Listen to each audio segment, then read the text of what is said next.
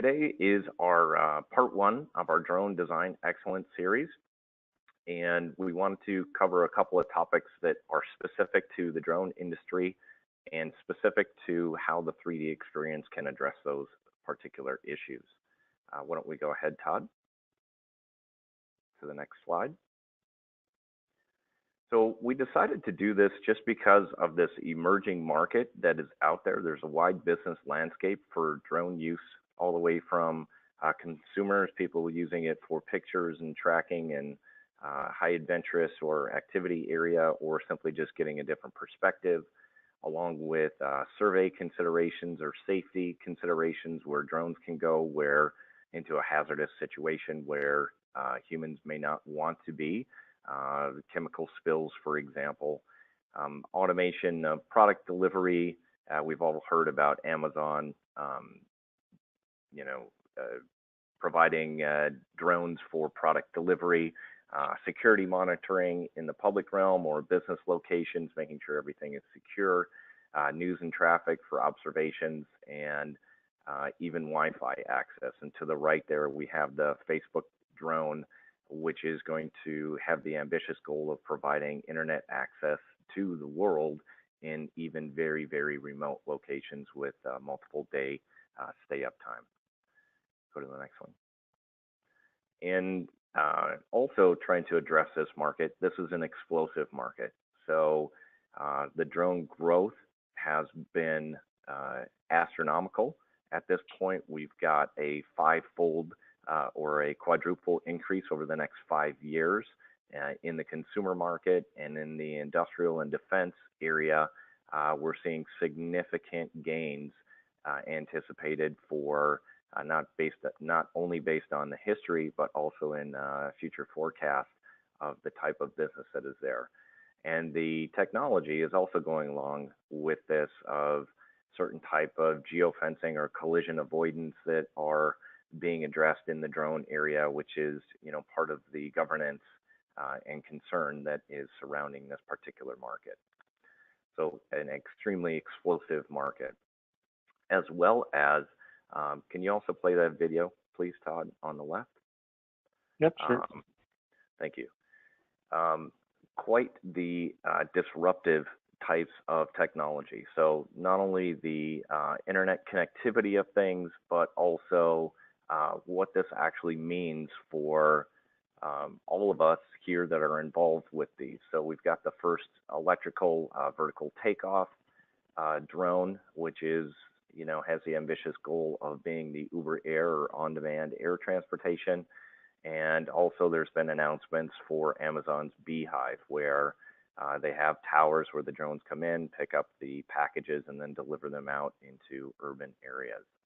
So quite the disruption in several different industries that way. And as far as competition goes, there's a high degree of competition. There's many, many customers and organizations that are trying to bring their product to market with the drone industry. And the key thing here is that even though there are often good funding or good pre-orders on an idea, you need to be able to execute on that. Lilly Robotics is a good example of 15 million in private funding and 60,000 pre-orders and 34 million in orders waiting for them, and actually at this point is a defunct organization and company because they couldn't execute on that. And very quickly after their great idea of having a trackable drone follow you and be able to take your image, etc., other companies came in with that technology right on their heels. So it's a very highly competitive landscape, and as well as very large organizations like Intel and Lockheed Martin having their own funding with a great deal of resource back behind them. As well as another large organization, Boeing, has just made a 30-year, $1 billion investment into the 3D experience platform, and part of that is to support the not only, if you can hit this, Todd, not only the commercial side of this, but also the space and defense program. So that does include drones. So there's a high level of competition.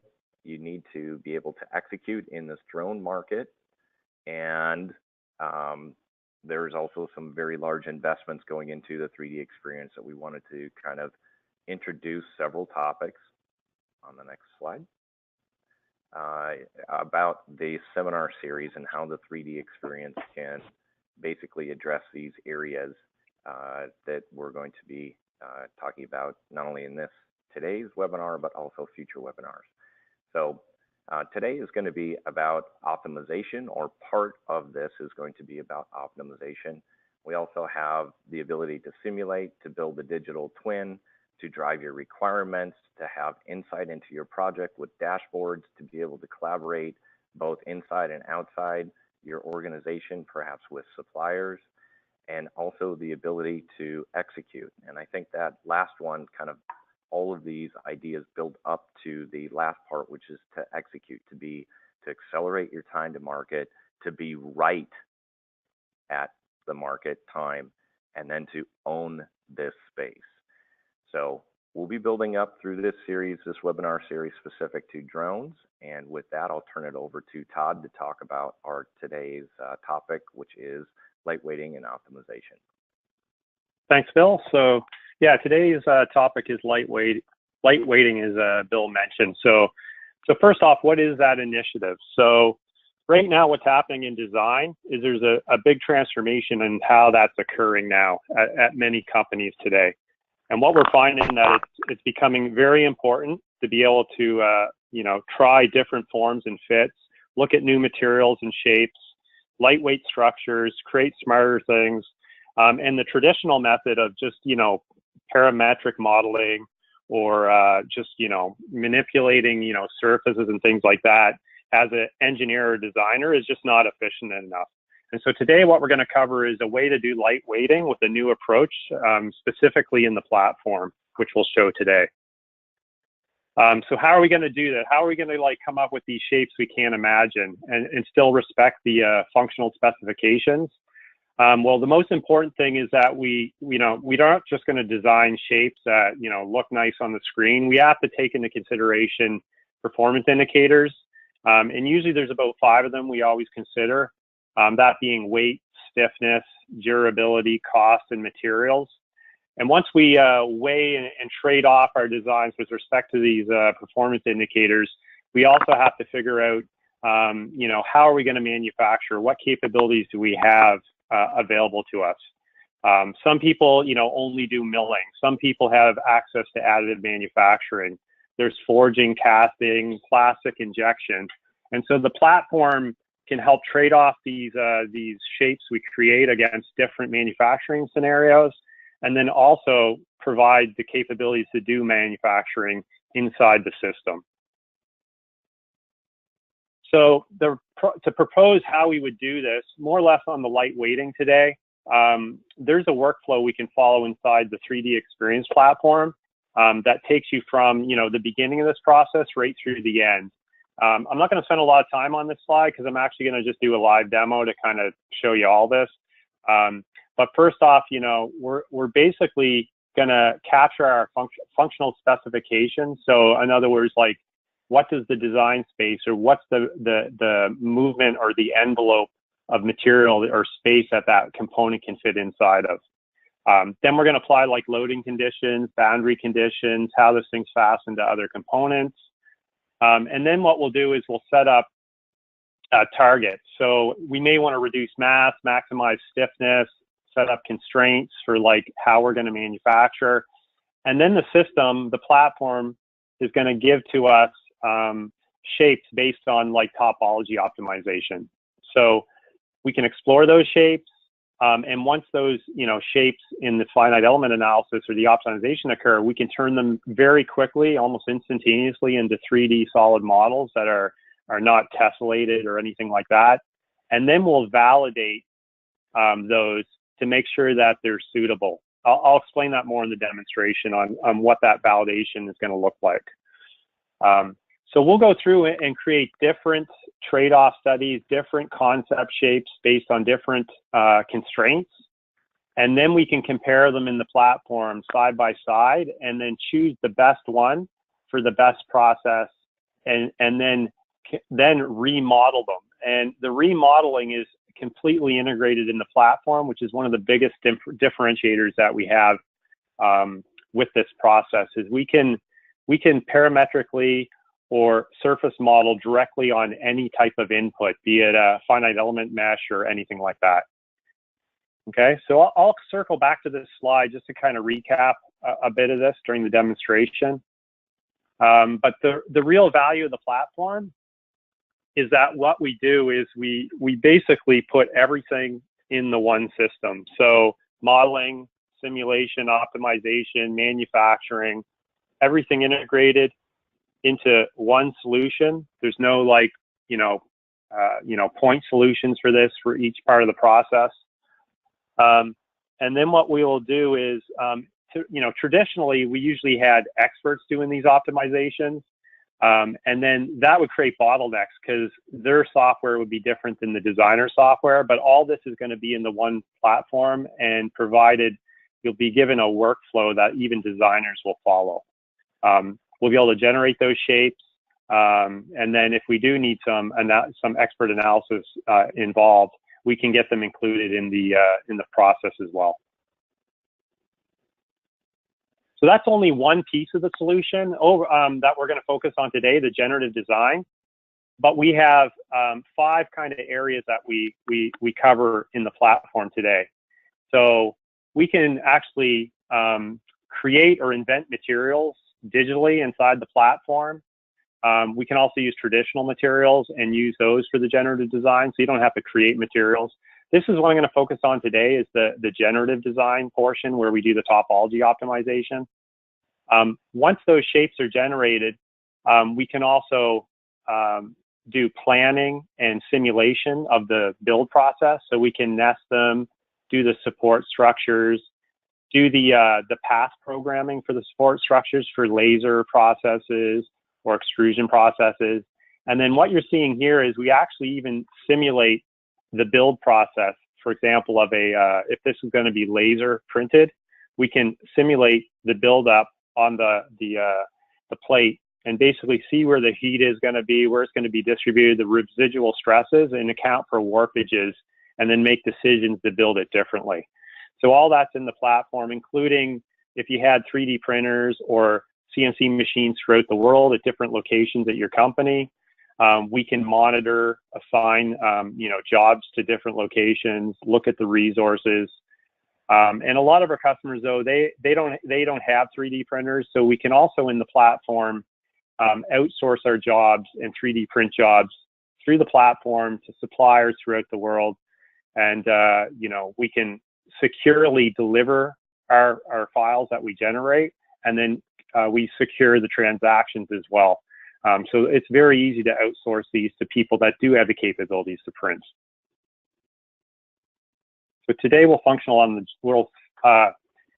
the generative design. So let's just jump into the demonstration.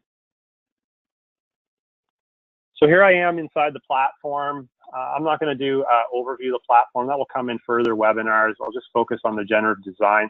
But I've got this drone design, and what we have is we have the original component that would have been modeled, by some engineer, would have came up with this shape.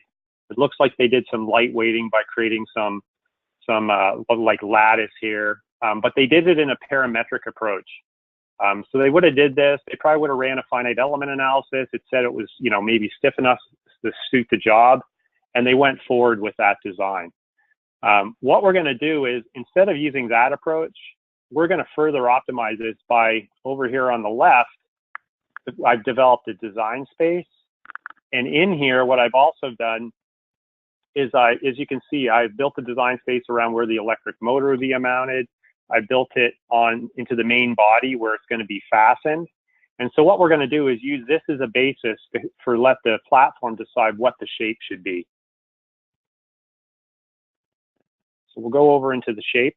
So here we have that shape. And what you'll notice in the tree here is that I actually used parametric features to develop some of the holes, fillets, and some of the patterns here of these features. But But then what I do prior to just doing the optimization is I've also partitioned or kind of frozen regions where I know I don't want to remove material from the optimization. So these partitions are just available through this application, Functional Generative Design. This is where I do all this optimization. So here's like, for example, a partition. And let's say, for example, I want to like freeze the front face of that design and not let it kind of be removed from the optimization. I can click on that face, set an offset. And so what I've done is I've done that in the regions of where the electric motor are going to be and where I'm going to fix it and mount it to the structure. Okay. So once I've done that, I'm then going to create a simulation. So that's what I'm doing right now. And I will be presented with a workflow to kind of walk through and explore an optimization. So here on the left, I've got my workflow. It's very simple to use interface, and I'm just going to work my way down through the different sections. Everything in red needs to be defined. And so this is the first thing I need to define is, for example, what the design space is. And what you'll see is it will pick a mesh size by default. However, you do have access to the mesh, and you can see that that mesh got created and it adhered itself to the partitions automatically. Then what I'll do is I'll just define some functional regions. Again, these are the areas that I'm going to protect during the analysis. We wouldn't want to remove material where we're going to fasten, obviously.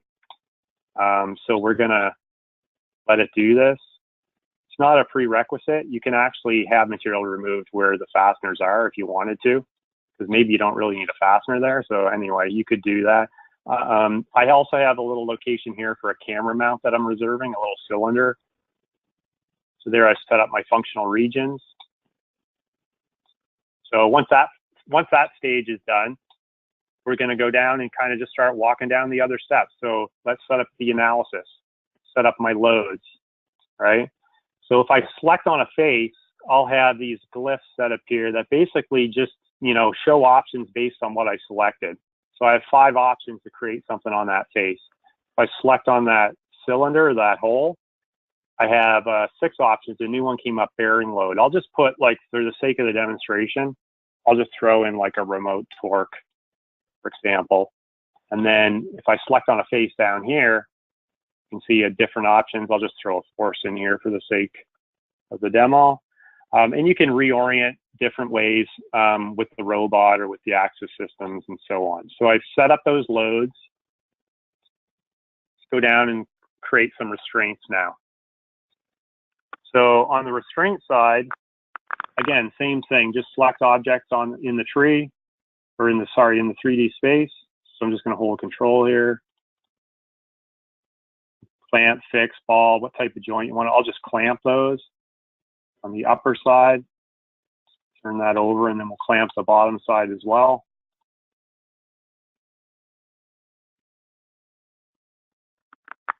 And then once we've got those in there, then we can just set up our load cases. So the load case manager is pretty much the easiest way to do this now. And I'm going to create 4 different load cases because there could be different operating conditions. We don't want to have a separate analysis for every scenario. So I have 4 load cases created. And then so for the first load case, I'll activate the remote torque. The second, I'll just do the force. The third, I'm going to turn on both the remote torque and the force. And in this fourth one, I'm just going to scale them to -1 so that they reverse their conditions. You can scale them to -10 if you wanted. And that's just a quick way to kind of summarize all the different load cases in my model. Now you can set up connections and things as well. So, you can set up rigid springs, bolts, bolt fastener forces, remote masses. There's other options here. I just won't cover them here in the demo. So once I've done that, really you just want to validate that everything is set up properly, meaning, you got to make sure you connected, your force to the proper face and stuff. So you would validate and just run a quick analysis to check that everything is set up properly. I'll show you a result of a validation shortly on a more complicated model. I'll just kind of continue on and just start walking down through the other steps here. So from an optimization standpoint, the first thing we want to do is we want to set our target for the job here. So in this case, I'm going to maximize my stiffness, and then I'm going to set a target percent of mass of my design space. So we can just roll this slider down, and I'll just put it at about, let's just go for 10. And then we'll start looking at other constraints as well. So things like we may have a frequency constraint that we want to abide by. We may have a displacement. Maybe this edge can only displace by, you know, a 1/4 inch or something. Stress constraint, we can set those. And we can also set like fastener force constraints to make sure that we don't go over a certain force. These ones are more on the manufacturing constraint type thing, so how to control the actual shape itself. So what we can do is, you know, for milled or cast parts, we could specify a single draw, split draw, or just automatically generate parting line models, or do it as an extrusion. Or we could also, a lot of times when you run these optimizations, you get thin pipes, like almost like a lattice, or sorry, a truss structure. So we can control the thickness of those. A good one for this is the Symmetry. So I can just select on my plane here, and I can specify a symmetry there. There's also cyclic symmetry for like wheels or rims and things like that. And then at this point, we would just run and compute the optimization. So for something like that, it will take about 5 to 8 minutes to run it on my laptop. I'll run a simpler simulation in a second, just a simple model, but just for the time's sake of the presentation, I'll just show you the result of the optimization. So I'll just close out of these couple windows. And this one has already been executed. So what I'll do is I'll bring up my exploration wizard, and then I'm just going to do select shape. So once it was computed, I would choose to select shape, and here's the result of the topology optimization. So the way this works is it looks at the like density level or how much load each of the elements are holding. And that's going to be different because it's going to trace the load paths in the model. So this slider, if I go all the way to the left, it just keeps all the elements in the model. If I go all the way to the right, it basically removes them all. Usually with the technology behind this Tosca, the best option is to go to about 0.3. But sometimes the resulting file leaves some disconnected, you know, members and things like that. So you can kind of play around with this slider to kind of come up with the best option. Now I could remodel with those broken members, but in this example, I'll just go to about, I don't know, 0.17 is the one I've tried before, and it keeps everything connected. So we'll just go with that. So you're looking at the result of a finite element analysis. Those are triangulated elements, kind of smoothed out. And it's giving me an idea of what my mass has gone down to. My volume is down to 14.8%. And then I can generate what's called a concept shape from this. So this is where the modeling magic kind of begins. So what we're going to do with the platform is we're going to automatically generate like a B-rep surface that encases that finite element result, so that we can split a true solid and generate something that you could edges out, step out, or, you know, cut holes in it. It's a true solid model. So it's just done that fast on my laptop. And so what you're looking at now is, if I open up in the tree, is I actually have a solid model of that result. So it's kind of like Boolean together the functional regions and blended the surface in. And if you take a look at the surface, these are the splitting surfaces that it actually generated. It actually mapped the surfaces along the optimization and then extruded or extended them out so it could split the solid. If I hide the solid, there it is there again, right?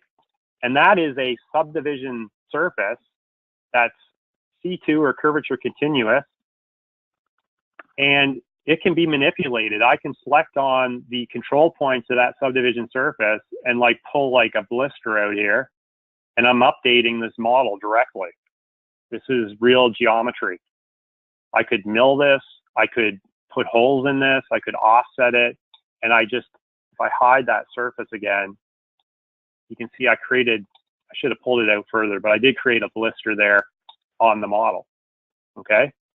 So the advantage of this is that right now what I can do is I don't have to remodel this yet to kind of like make sure this is a valid result. I can then go into the design validation and validate this solid model, because, you know, once you start removing material and thinning areas out, there's a lot of other considerations you need to consider. So I'm going to like run a validation. I'm going to mesh this thing. And then if you want to check, because you may want to check for buckling or frequency, you could do that, add that in here. But I've just meshed that resulting file, and I'm going to run a simulation now and, you know, check my stresses, check my displacements, make sure the thing doesn't buckle. You can see I can run it locally on my laptop or in the cloud, embedded, or there's different methods. I'll just run it on my laptop here. But I'm going to run it so that I can make sure that maybe these areas don't buckle, or this area doesn't buckle based on the load and stuff like that. So just to kind of step back as that runs, it takes about a minute. What I've done to this point is I've set up the design space, set up the loading conditions, done my targets and constraints. I've looked at a topology optimization, and I've generated a solid model. And now what I'm doing is I'm validating that, you know, this is a good design to possibly push forward with into manufacturing or something. I may go back and do another one and put in, like, maybe I put in extrusion direction or put some thickness constraints. And I would cycle back and forth and validate them. And then at that point, I'll trade them off against each other usually, and then decide which ones to push forward with. That's kind of the workflow you would do. So the validation is just doing a Abacus, because the platform uses Abacus as the technology solver. So that's what I've done, is I've just finished the run of the finite element analysis, and I'm looking at the von Mises of load case 1 or load case 5 or whatever. I can look at the displacements. I can look at a envelope case of all the von Mises of all load cases, which shows the worst case elements across all von Mises. And then I can even cut sections or visualize. So there's a lot of tools in the platform for visualization. This is just cutting a section, and I can analyze the stresses and where the maxes are and so on. So if I like this design, that subdivision surface had a lot of nodes and elements in it, right? So I would want to remodel it. So, I mean, I could 3D print it directly, but a lot of times you want it to look nicer and be, you know, have less edges on the surface and stuff like that. So this is kind of the result of the topology optimization turned into a subdivision surface. And then I want to show you the remodeling of the process of remodeling. So with the generative design app, we have the ability to do our typical parametric modeling, sketches, pads, pockets, but we also have the option to do the subdivision modeling, where we you know, dynamically draw right on the model to trace it and stuff. And that's what I want to show you more or less today. So I'm going to use something called, first off, tube drawing. And then I can choose the shape of the tube that I'm going to use. Let's just go for a square tube, for example, even though that doesn't make sense. I want to show you what it does. And then I can just, on the screen, trace with my mouse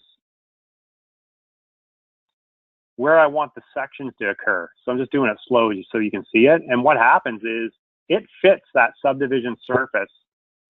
And then I can choose the shape I want right to the model, okay? So as I do that, I can also create intermediate sections to further refine it. You can see. So let's accept that tube, and let's go down and do this. So so this sketching can actually be on top of anything. Right now I'm doing it on a solid, but it could have been on the actual finite element optimized tessellation mesh. It could have been on an imported, you know, STL file. It could have been on a solid model imported from a step. It does not matter. You're just tracing whatever the screen is on the screen. So I'm just going to accept that. We're going to draw out these pipes. That was a bad sketch. Let's do one closer.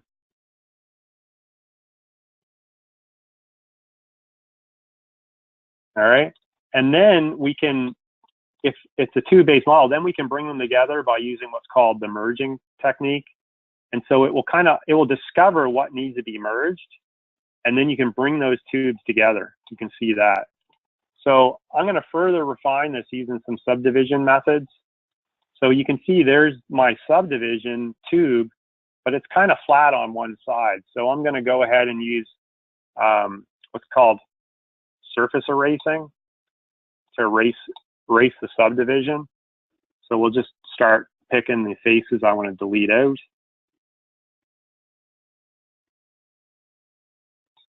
Let's go erase these ones. You can see I'm coming closer to my design now. And then what we can do is we can also, use other techniques. I can't go through all these. There's a lot of good techniques here, but this strip drawing, this is pretty amazing. What I can do is I can grab the nodes in my subdivision, and when I grab that node, it puts the node on whatever is visually on my screen right there. So it puts it right on that node, right on that surface. So if I go and I grab this node and I pull it in, I'm dropping it right on that, whatever's there in that first line of sight. And then what I can do is I can just grab on the edge and then start dropping strips off of that edge. So I'm just going ahead here and dropping strips, and then watch what happens to that node that's getting close to the other one. It will snap right on the node. And then I can grab and start adding additional subdivisions. So I can then grab multiple nodes, drop multiple nodes, start pulling more out here.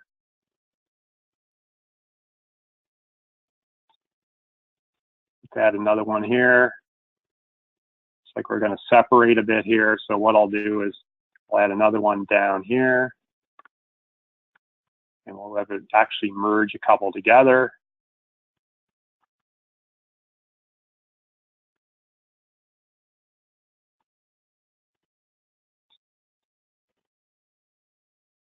And keep going. So we're just gonna, you can see how I can, if I drop all three edges, it's pretty powerful. I just hold shift and it does all three. Now, notice this node right here. Notice this is getting in the way. Watch what happens. When I pull it across, that node right here that looks like it's on the back surface, look what it did. It went to the other one because it was first line of sight.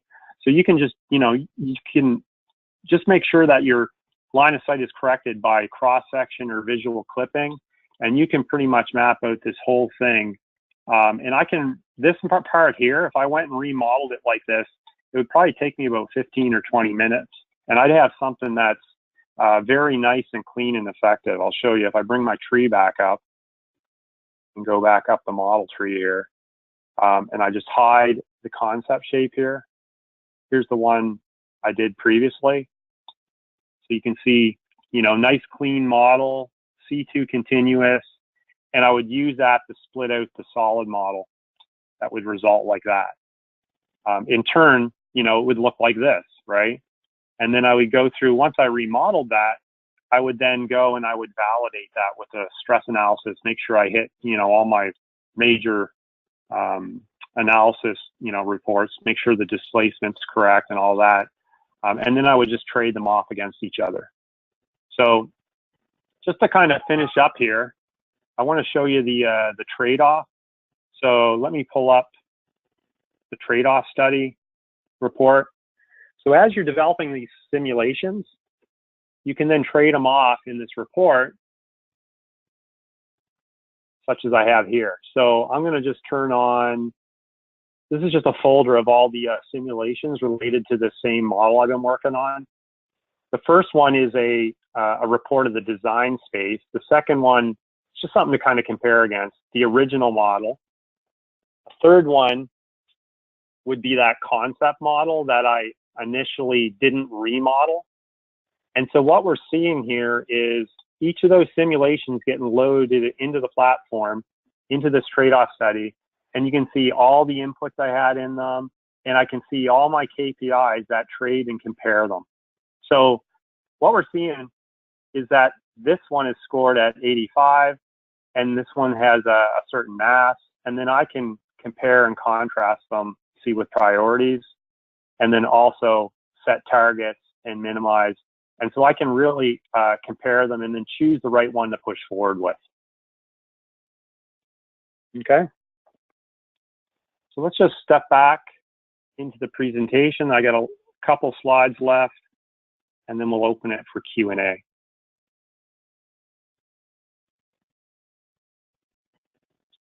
So something aerospace is big on is this buy-to-fly ratio. Traditionally, parts, when they're, they start with a raw block of steel and then they get manufactured, you'll go from maybe 15, say, pounds of material down to 1 pound. And that's a lot of material being thrown away and a lot of processing time to get it down to that 1 pound. What we're seeing is that aerospace is now trying to take components like that and get this buy-to-fly ratio down through different processes. Milling might not necessarily get the buy-to-fly ratio down, but it will build a stiffer, more optimized part. Casting can get it down, and now we're seeing a lot more additive manufacturing that can get that buy-to-fly ratio down to like even 1 or 2 to 1. So you might ask who's using this stuff. Well, some of the big boys are using it. Airbus, they've got over 100 seats in production. And they're reducing their buy-to-fly ratio by up to 10 times on certain parts on aircraft. Development time also for parts are going down tremendously. And for traditional, they're seeing 30% and additive 70% weight reduction. What you need to understand here is that, like in this example here, people have already engineered these parts. So here's an example at NIAR where they took this gimbal and basically took parts that were engineered and analyzed and optimized. So they thought some engineer had optimized them fully, but they only have so much time. And then they put them into GDE, and then very quickly they can take another 20% off the designs. So you can see 3 different models here that were optimized with Functional Generative Design in the platform. So in conclusion, this was a presentation on how to do lightweight engineering and use topology optimization. But the key thing to get out of this is that Dassault has, all pieces of the process from design, optimization, stress analysis, remodeling, manufacturing. It's all in a single platform, one solution. And that's what we really want to get out of this, because I think it could be very valuable for drone design and manufacturing. Excellent. Thank you, Todd. That was a fantastic presentation. I always like the live aspect of your demonstrations. In summary, I like the key points of this is not a niche product. This is a complete integrated platform with design, optimization, and simulation all in one. And I like your slide at the end, Todd, where traditional engineering methods came up with what they thought was an optimized shape. Then using this, they still drove out 20 to 25% of the weight out of that, which can help out that drone industry accelerate your product to market. We hope you enjoyed this, and we look forward to seeing you on our next seminar series. With that, I'll close out the webinar and wish you all a great day. Thank you very much.